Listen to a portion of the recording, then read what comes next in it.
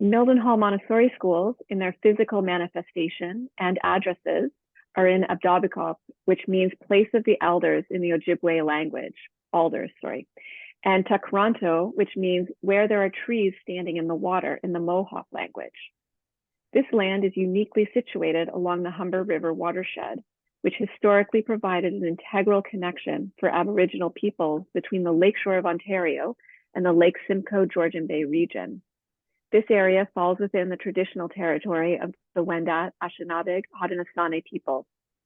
With virtual connection and education, such as this evening, we are grateful to be hosting these meetings, while physically being on the traditional territory of the Wendat, the Anishinaabe, Haudenosaunee, Métis, and the Mississaugas of the Credit First Nation.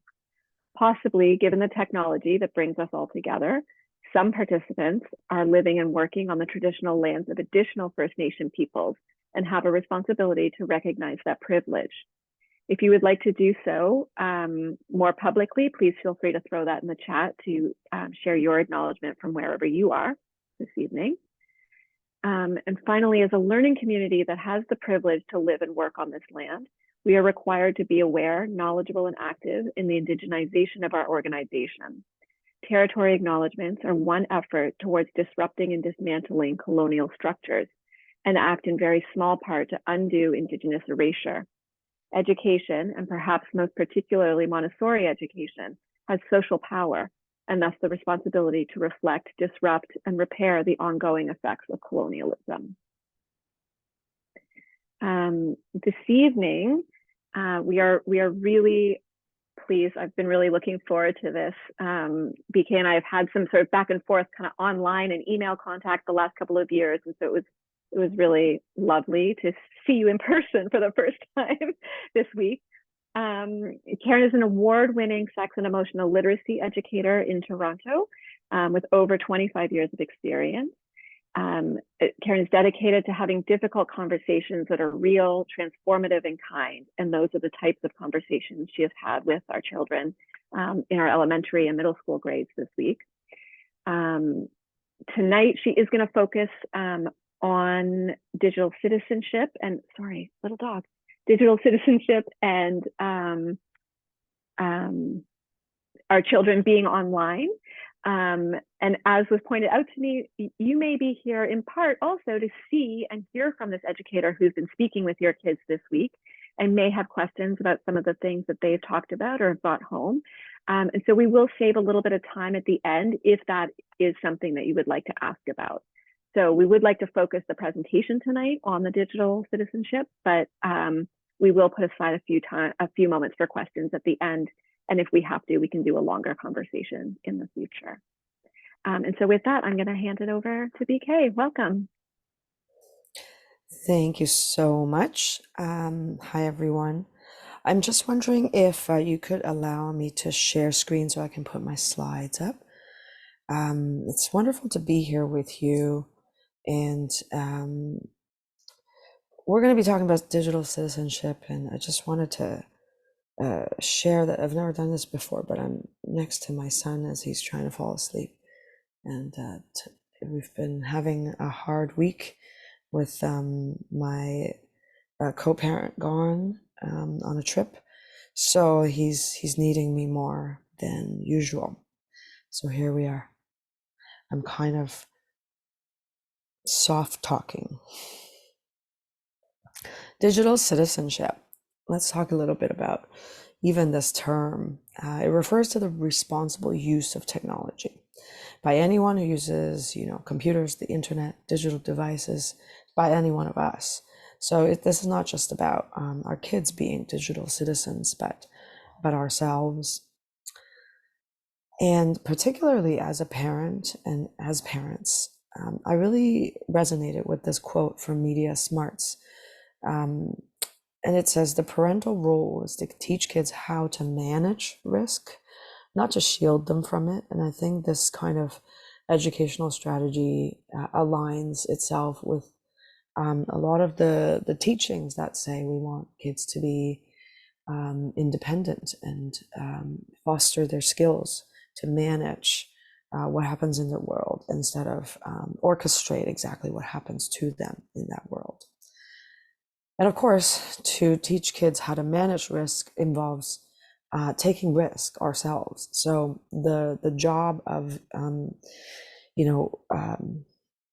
growing and nurturing digital citizens in this way is scary. It requires moments of feeling like, am I doing the right thing? Is this too much?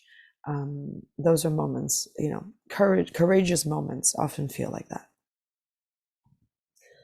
I like this kind of breakdown. Partly it's because it's kind of like fun and has little graphics. It floats my boat. But this is one way of talking about what does digital citizenship even involve. So it might be about how you use money and how you don't buy things that you later don't want to buy. You don't only think about engaging with digital worlds, but also downtime. That you're thinking about how you actually engage when you are online and engaging with others, and remembering that there are humans on the other side. Although in the world of AI, sometimes I wonder if that's true more and more. Digital health, so the idea of how is my wellness connected to my online and digital use? When is it actually boosting my wellness, and when is it challenging my wellness? When is it starting to take it away? And helping kids really know that and see that. Digital integrity, the idea of examining the source. So this is sort of old-fashioned media literacy, right? Like, who wrote this website? Who is it for? Why is this information, do you think, posted? Or who made this content? And especially if we're talking about sexual or erotic content, of course, for parents, it's one of the sources of the biggest stress is how young would my child be when they see sexual content online, and what will it be and what impact will it have on them? So one of the best things to remember, most important things to remember, is that kids are actually really resilient, and they're hit with images and ideas all the time that come and go. And so that even if they happen upon sexual content, it is not, like something has happened and their world changes. It helps to make sense of what they see, what they come across, by that kind of media literacy. This is information for grown-ups, not for children, not for teens, not for preteens. And so for teens, preteens, and children, it can feel scary, exciting, gross, all those things. And being able to name all of that can help a kid go, okay, so maybe that's why I had such a weird reaction to that thing. Digital literacy. So this is a hard one, actually, often for older folks like us versus the younger folks, to actually see that text that tells you want to cruise, for 4 weeks, is a hoax, or to pick discern between an ad and an article. There are, of course, laws around that, and that, they have to be labeled, but sometimes they're labeled in such a way that you really can't see it. Digital privacy, knowing your own ability to control your consumption, but also your ability to control, to some degree, your children's consumption of content, and then feeling like you have control over your boundaries. Just because I've been asked for a piece of information does not mean I have to give it. And I can question who is actually asking for this, and find out, how do I figure out if this is legitimate? And this actually happened to me recently, where I was asked for information about my home address in order for a client to send me an Interact transfer. And I've never been asked for my home address before, but this is new legislation for cross-border money transfer. So not being a super financially savvy person, I didn't want to, even though the idea is money is coming to me. Well, I should say yes. So having I took a longer process to check that out, delayed the whole process by a lot, but in the end made a decision that this is okay, this is legit. So that has to do with the feeling like it's okay to slow down. It's okay if I have to check things out. It's okay to ask. Responsibility in terms of something inappropriate happening to you or people that you know. Where do you report it? How do you talk about it? Um, how do you address it? And with the upper elementary, um, we actually started to talk a little bit about that. And then with middle school students, we definitely touched on that. You know, what do you do if there was a photo of you? It doesn't even have to be explicit or sexual, but it could be a photo that is private and it's not meant to be, you know, publicly posted. And you see that circulated either among friends or among social networks or on the internet, just used for some other purpose. What can you actually do? So many of them actually know right off the bat, you can contact the platform for the platform itself to remove it. And then you can contact the police if it is something that is extorting from you or harmful to you. And then what they didn't know is that there are organizations that whose work is particularly focused on removing content that is harmful to private persons.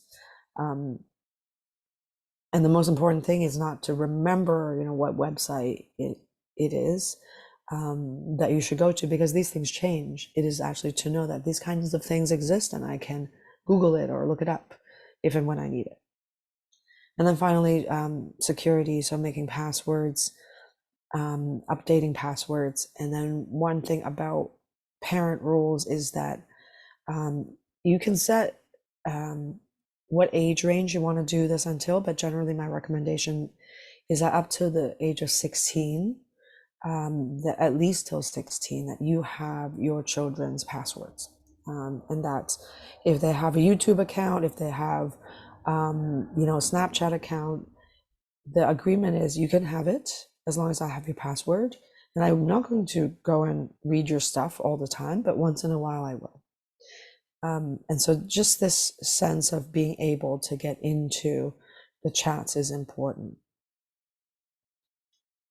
Other strategies, kind of like that are what I call lo-fi. You know, you don't have to be a super tech savvy person to employ any of these strategies. As you changing your Wi-Fi passwords, you letting your children know that they change, and secondly, having agreements on use and having agreements on screen time. And every family, every household can do it your way. There will be research to back up whatever you actually choose. There's a lot of research that says no more than X amount of time for this age range. But there's also research that shows something completely different. So as an educator and as a parent, I don't want to rely too much on one piece of research that I've seen. I know my children. I know also what's realistic for my household. You know, it's not realistic that we don't have any screen time during the day. Otherwise, no one will have dinner made for them, because that's how it happens in my house.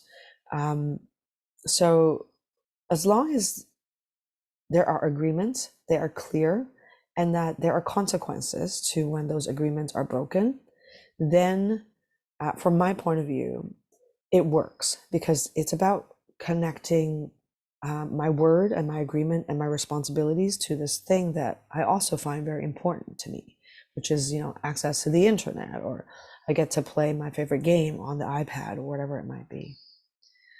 It's great to role model getting off your device. We often role model being on our devices, but you can actually just say it and say, okay, I'm going to be off my device, no phones for dinner, or I'm putting my device in the fridge, you know, tonight is movie night.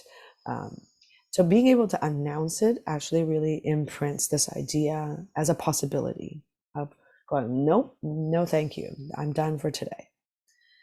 And then some families actually do a screen detox or a downtime as a whole group. So if you're, going to the cottage for 3 days, you could say, we're going to have a family detox on screen time. Or you could say, only after this time will everyone get 30 minutes. And then it's just nature time or whatever it might be that floats your boat. Spot checking social media engagement, that's what I'm talking about in terms of having passwords. So just scanning through private chats, scanning through, if they're on a WhatsApp group, just scanning through once in a while. You don't have to read every single thing. You don't have to click through every single thing. You just want to get a sense of what's going on. Usually it's really boring stuff that has no relevance to, grown-ups at all. But then once in a while, you might see something that requires your attention. Having all their passwords, turning off geotagging on phones. So that's something you can Google and say, how do I turn off geotagging? So that if your child does happen to have a phone and they like to, use it to take pictures of a spider, or this is, my bathtub and I put some color in my bath, cool, that their photos are not geotagged, so that information about what time, where exactly it was taken, is not associated with the photos. Because if and when a photo actually ends up being shared inappropriately, there are ways to look at that photo to find out exactly where a child is located. So turning off geotagging for photos is very useful if your child happens to have their own phone. Cultivating delayed gratification and comfort with uncertainty. This one is really hard, but it actually really helps our digital citizenship. It's hard to raise kids in 2024 because it is so normalized to instantly be gratified. What I want to watch, what I want to listen to, what game I want to play. And it's not even like after I'll have a turn on the device. Now many kids have their own devices or multiple devices.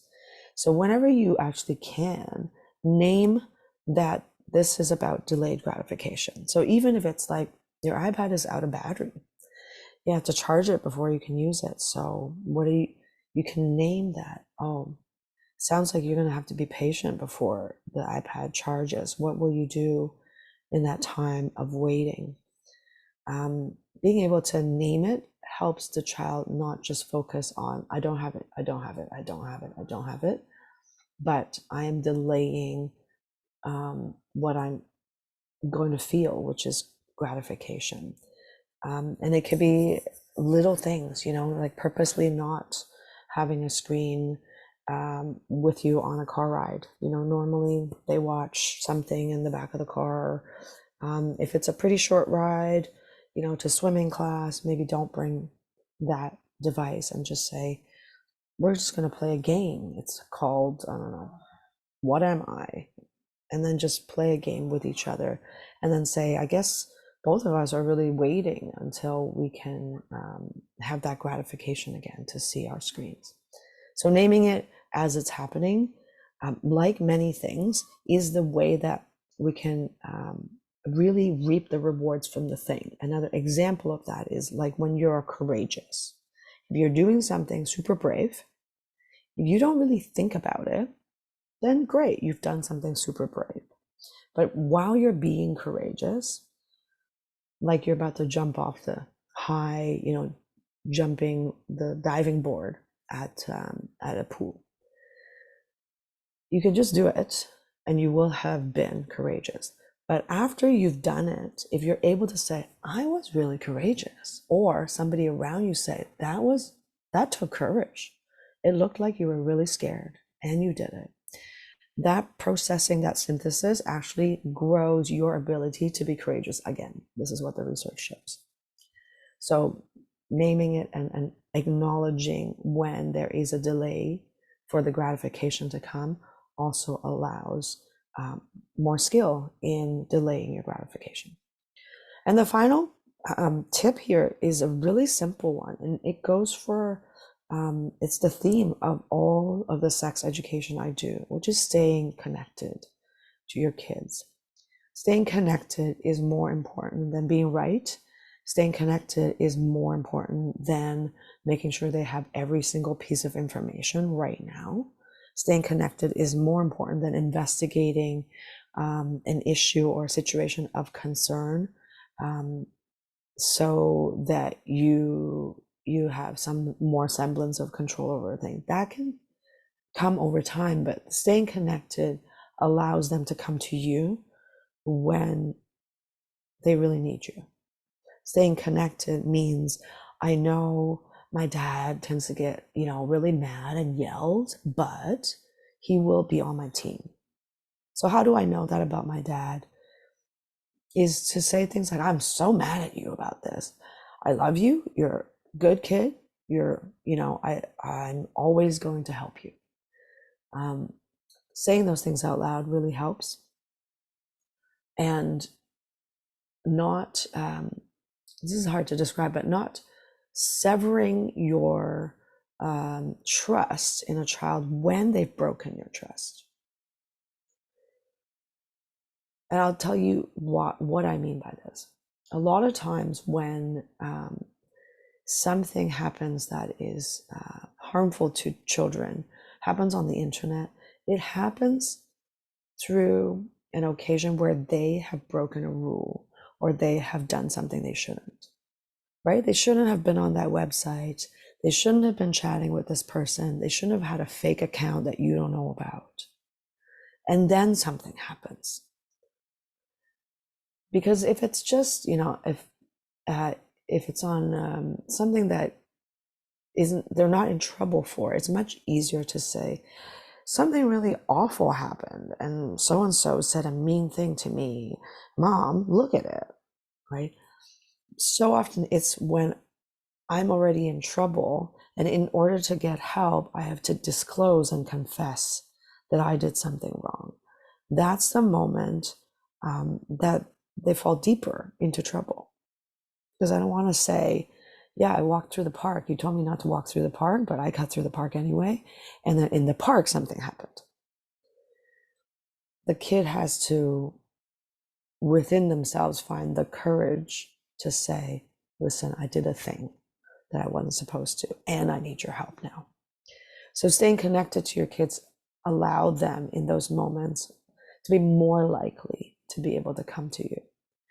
And so some of the scripting I use, and of course it depends on the age of your children, is I'll say things like, I get mad, I know, but I promise to always help you, or I promise I won't get that mad.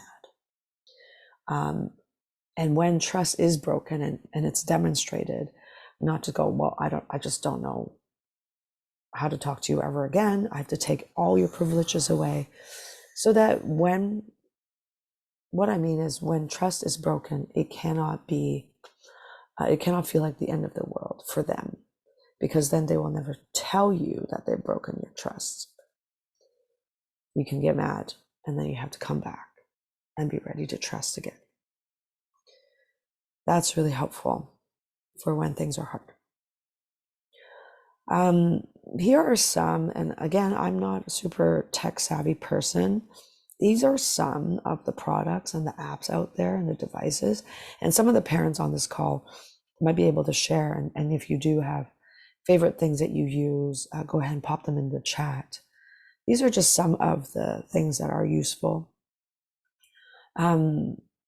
Everything from controlling screen time with something like max screen time, like on your iPhone, on your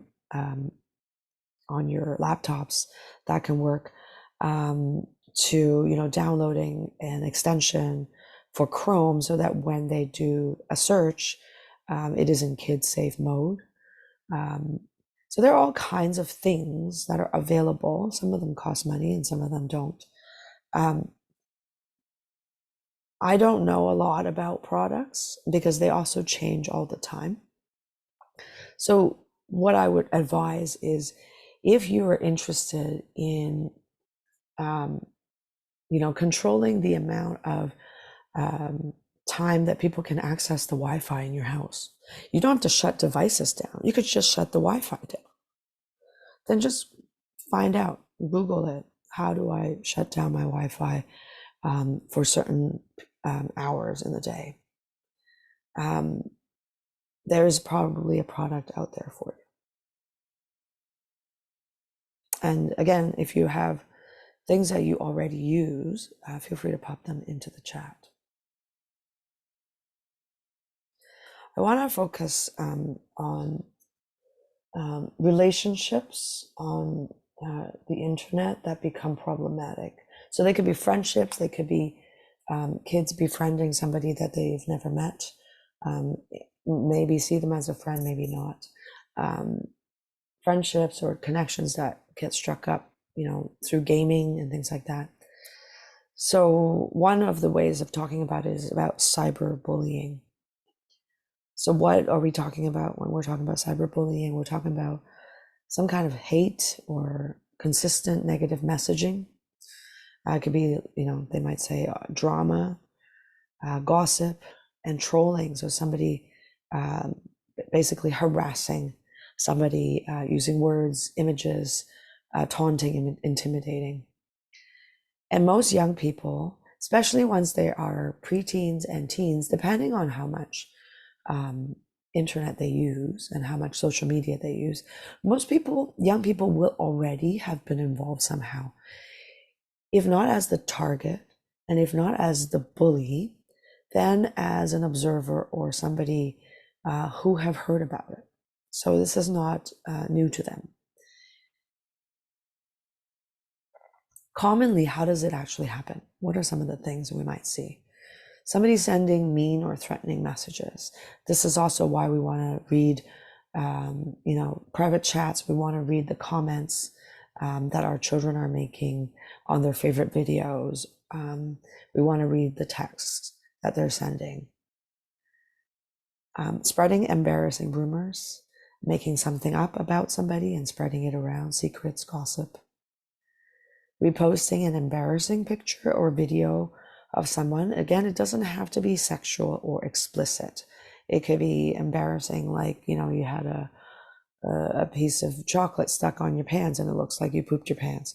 That is that can cause significant harm to a young person, to feel like this is out there and people are laughing at it. And every time I meet someone, I have to wonder, have they seen that of me? Do they know that awful nickname that they came up for me? Posting online stories, pictures, jokes, cartoons to embarrass or humiliate someone. And I've highlighted some of them as particularly things that can get missed. We know that being mean to each other online is cyberbullying, but often it gets missed when we think about someone losing access to their account, or someone hacking into someone's account and using that account to say stuff, to post things that are inappropriate. That is also considered cyberbullying. Tricking someone to open up, share personal information, share personal images, videos, and then sharing that information onwards. Creating online polls and rating people in negative or mean ways. So you don't even have to directly be targeting messages to a person so that you could denigrate them. You could talk about that person with another group of people. And this we see, among young people, but also, these are those news stories that we see about, dental school students, private chats that rate all the girls in the same class, right? It happens more often than I ever expected. And within online gaming kind of realms, repeatedly harming a player's character. Even something like that, ganging up on them so that every time they go online, every time they resurrect their lives, then everyone piles on. and essentially makes it impossible for them to play. It seems so whatever, but it can actually have significant impact. And for the people doing it, it feels really fun. It feels like you're part of something exciting, and it feels almost like it's insignificant. Yeah, we're killing this character, but it's not real, so who cares? So if and when something like that happens, it can be really helpful if a parent learns about it,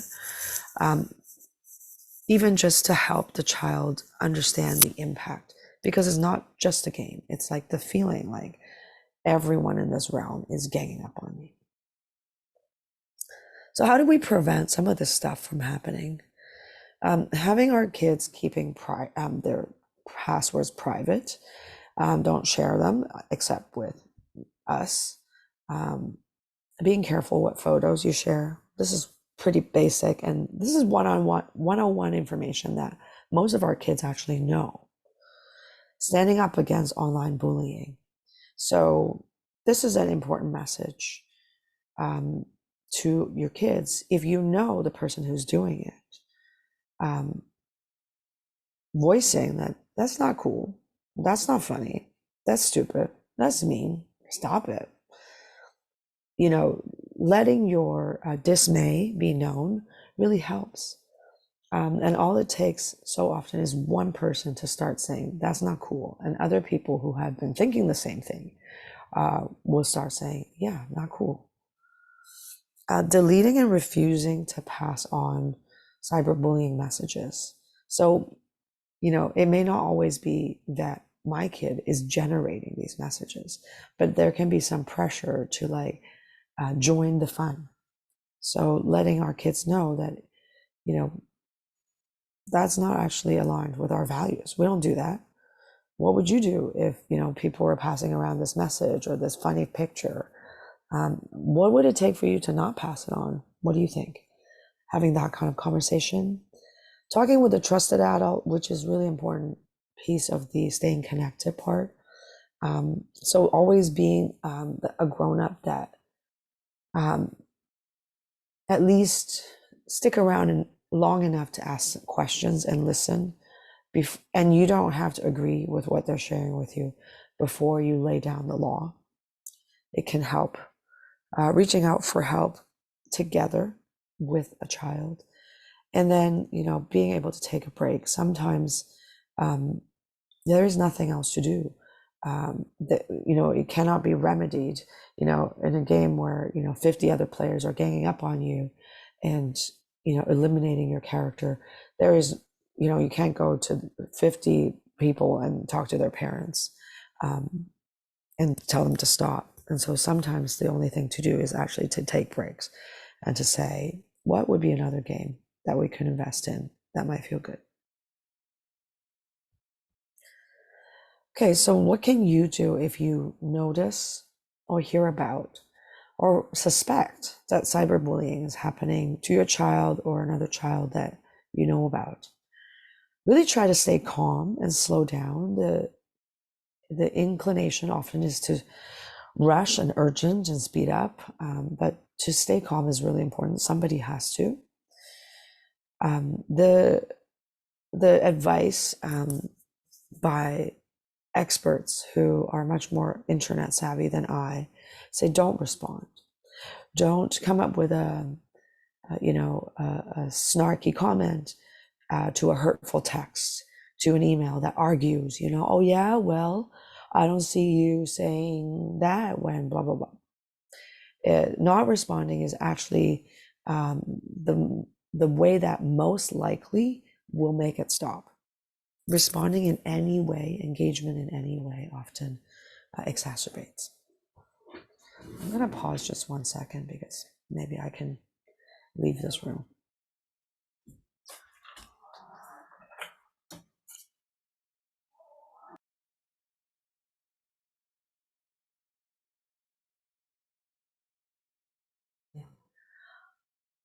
My apologies. Thanks for walking with me through my house. So where are we? We are at keeping. So keeping records, taking screenshots, keeping texts and emails that are problematic, recording the incident. Often things get taken off the internet, so it's really important to record it. Put any emails or harassing content into a junk folder, and you can block the sender whenever that's possible. Do it. Telling somebody you trust. So this is messaging for our children, to figuring out, who are the trusted grown-ups in their lives. Reaching out with a letter. So, for example, Kids Help Phone has a letter builder, and it helps you actually say difficult things. So, depending, of course, on the situation, if it is, to a friend, you can actually address whatever's going on with the letter. So, depending on the situation, if communication is desired, a letter might be the way to go. And this is an interesting tool that Kids Help Phone has. If you share a photo that you need to remove, Need Help Now is the website for Canada. But so it's one of the organizations that help you actually remove photos from the internet. And they try to dig and look for all the occurrences of these photos. To change, obviously, your password, your username, your email addresses, those things can help disconnect you from whatever it might be that's going on. If someone created a fake profile of you, talk to the platform where this profile has been created. And it happens often enough that I would say most, if not all, platform operators know what this is all about. To report directly to the site. And then counseling can really help. Sometimes it can seem like, oh, I realize I haven't resumed sharing my slide. It may seem like a very logistical problem, because it's digital and it's online, but it's like any other kind of abuse, any kind of exploitation. It has real emotional impact. And so allowing the fallout of that, be that, in the form of anxiety, the form of fear, the form of insecurity, it can show up in all those ways. So getting counseling, therapy, someone to talk to, it can really help address those things, can also alleviate some of the shame and the secrecy around, like, I did a thing and it went really bad. Being able to normalize it. Yeah, something bad happened. Something really hurtful happened to you. And it's part of our lives. Like, we can integrate it. It's not like that deep, dark secret we don't talk about. Can help alleviate some of that feeling. And then I'll share this quote, and we'll end the part where I talk only at you. This quote says, "The fear of losing their lifeline, fear of losing the internet, is the number one reason that kids don't tell grown-ups about threat, about unsafety, about a danger." The idea that if something happened online and I tell my parent about it, what they're going to do is take it away from me forever. So we need to really understand that as parents. And what we can do is, you're not going to lose the internet. You need to tell us if you're being harassed. You're not going to lose it. The part that you may or may not say out loud is, we will find a way for you to continue to be online that is safe. My job is to keep you safe, right? That I thought was profound. I will pause there and open up the floor. We have about 10 minutes. Feel free to share your experience, ask questions, share awesome strategies and apps. Or if you have questions about the sex ed that your children received this week, I'm also very open to those questions.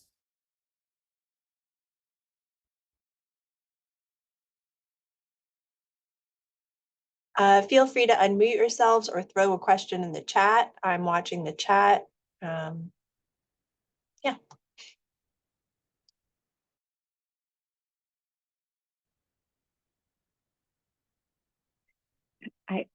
It's so hard for me at this time of night to sit in silence. If you get me earlier in the day, I can do it a little bit more easily. I just wanted to say thank you, Karen, and you know, I was really reflecting on sort of the irony a little bit for me, like that the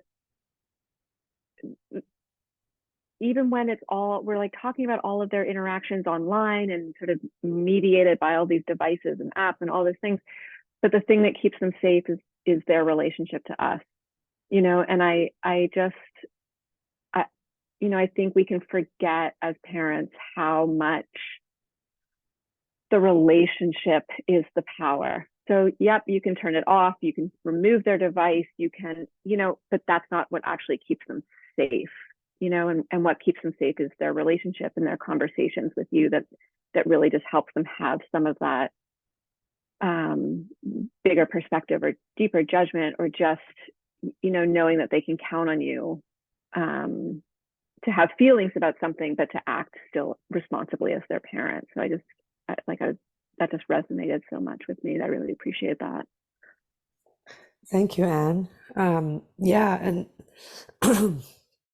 it always is the hardest part to do for me, you know, because so often I mistakenly think that if I stay connected in that way where I'm open and I'm saying I'm still listening to who you are, is so hard when they're not behaving in ways I want them to. And so I fear that by staying connected in those moments, I show them I condone what they're doing. I'm encouraging it. I'm, you know, without boundaries, you can do anything and I'll still be nice, you know? So for me, it continues to be a challenge as a parent to stay not like energetically, just still here. And I don't know how many people experience this, but you know, I think it's also habit patterns as you know, from my own family, that you know, when you are behaving unacceptably, don't want to look at you. You know, I don't want to pay attention to you until you meet our expectations. Thank you so much for folks, your answers and your appreciation in the chat. We have a question. Our child at Tattle Creek felt safe enough to start a conversation after this class, and it was really heartening. Our older child received a similar class last year at his old school, but when we tried to talk about it to see if he had questions, he shut it down, saying it was too embarrassing. Yeah. To talk about. How can we reinitiate the conversation with him in the future? Great question, thank you. So some of the sort of tricks of the trade that, you know, sex educators will tell you, one is to never have one big conversation or like the talk. It's just too stressful for everybody involved, and it starts to feel like you want to tell me everything that I'm supposed to know about this awful topic all at once. I can react in no other way but to shut you out. And then the next time it comes up, it becomes overwhelming just by memory. So lots of tiny little conversations is the way to go.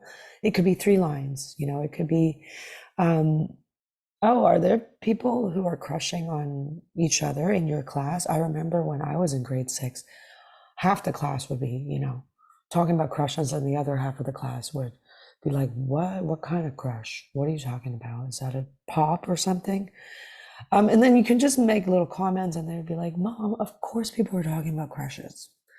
And that could be the end of the conversation. You don't have to be like, no, I just want you to remember. You don't have to involve a lesson for every conversation. What you want to do is just to say, this window stays open, you know, and it's not a scary window, and we can go there. So lots of little touchstones help. It could be one question, they don't answer very, in very detailed ways. You accept that short, curt answer. Oh, cool. Leave it.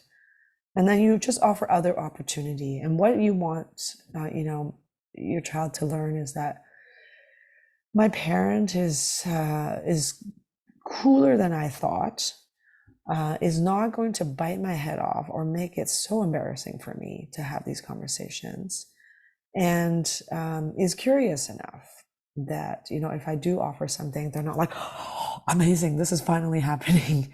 They're just like, oh yeah, I would love to talk to you about that. So stay calm, lots of small conversations. And then also to know some kids will not want to talk to you about it. It's just too embarrassing. It's just too intimate. It can feel like, I want to sit at the dining table with all of our family members naked? No. It can feel like that intimate. And for others, they'll have so many questions. So even for the young people for whom this is not something they want to, gab about, staying connected, just keep on with the messaging, not overbearing, but just, I'm here, I love you, is really helpful. Other parents have shared with me that if they start sharing their thoughts about things that are going on in the world, it helps their kid know their values. It helps the kid know that this is kind of the kind of way my parent engages with these topics.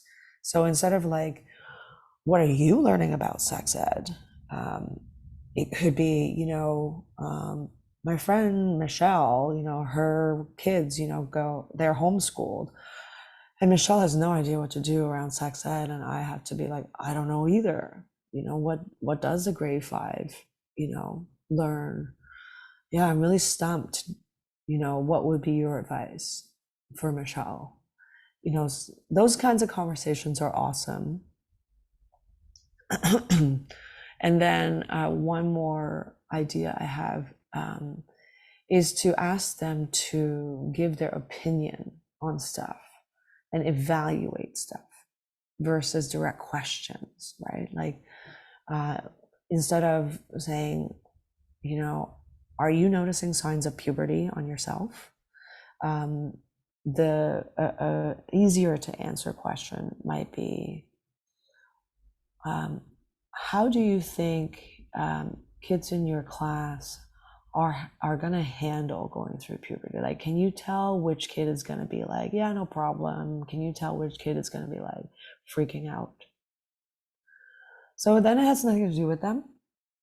They don't have to disclose or reveal anything, but by just in the process of even talking about their friends or the people they know, or a song, or an artist, whatever, they start to disclose things about themselves to you. So those are some of my thoughts. And of course, folks, if you have to go, I know you can just hop off. You're welcome, Tammy. Any other thoughts, comments? I'm gonna pop my email address in the chat in case another question or comment pops up later and you want to connect with me directly about it. Yeah, thank you. Thanks, everyone. Appreciate you being here. Thank you so much. I have this like fantasy idea of doing sort of interview podcast things, and now I've added you to my to my list. So when that gets manifested, you're going to be I will invite you to be one of my guests. I will be excited. I could just converse with you about so many of these things. I love I'm like, whoa, I've got ideas about how we talk. Like, I love this stuff, Yes. Thank you so much. It's so appreciated. And I know it's so timely and helpful for so many of our parents too. So. My pleasure. Yeah. Thanks for having me. And thank you for letting us join you and putting your son to bed. Yes, thanks. Thanks Yeah, all of that's you. like such real life, and yeah, That's very much the vibe of these nights. yeah, So great. exactly. Yeah. Mhm. All right. Well, we will wrap, and again, everybody who's still here, thank you for hanging in, and we will. Just a reminder: no school tomorrow. It is a PD day, but we will see you on Monday. Yeah. Have a really great weekend, Karen. Thank you so much. Have a great weekend, everyone.